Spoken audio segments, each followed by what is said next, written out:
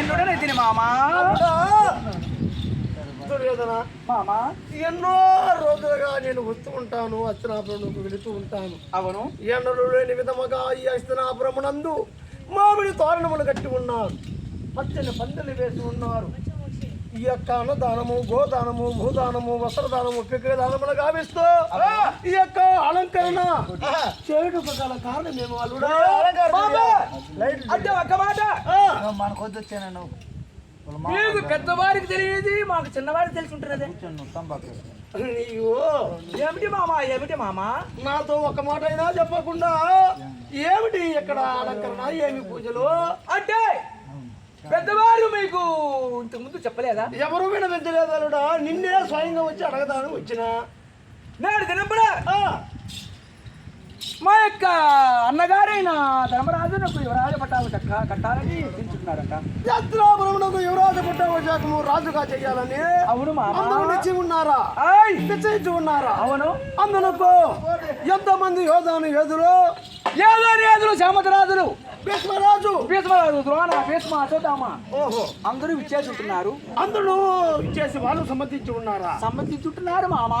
ఉన్నటువంటి చిత్ర 56 రాజ్యంలో ఉన్నటువంటి పురప్రజలు కూడా, పురప్రజలంతా కూడా సమ్మతించుంటున్నారు. అందుకు నీవు కూడా సమ్మతించినావా? అయ్యో మా అన్నగారికి యువరాజ పట్టాలు చెప్తున్నారు కూడా సమ్మతమే కదా. సమ్మతమా? నీకు సమ్మతమా? అవును. అల్లుడా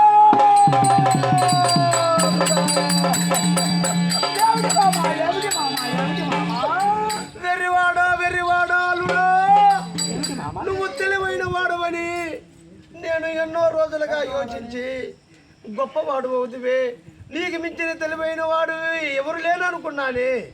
ధనరేఖ కలిగిన వాడివి, రామాయణము కలిసిమ కలిగిన వాడివి. అందులోకేమి మామా? 9 మంది తమ్ముళ్లకు అగ్రజుడైన దుర్యోధనుడు నీవే కదా. నువ్వే గొప్పవాడివి, ఈ యొక్క రాజ్యానికి నువ్వే రాజు కావాలా? అవును. మీ తమ్ముళ్ళు 99 మంది యువరాజులు కావాలా? ఆ సింహాసనం మీద కూర్చొని ఉండి ఈ రాజ్య పరిపాలన చేస్తూ ఉంటే చూడవలనని నా యొక్క మనములో ఒక రోజుకి 100 రోజులుగా ఎన్నో విధములుగా నేను యోచించి ఈ రాజ్యానికి మీ తండ్రి గారి పోయిన పిమ్మట నీవే యొక్క రాజ్యానికి రాజు కావాలని, మీ 99 మంది తమ్ముళ్ళు యువరాజులుగా ఉండాలని, మీ తల్లి గారు మా సహోదరి గాంధారి దేవి రాణిగా చూడాలని నా మనములో ఎంతో కోరిక కలిగి యోచన చేస్తూ ఉన్నానే. ఎంత వెర్రివాడుగా ఉన్నావే.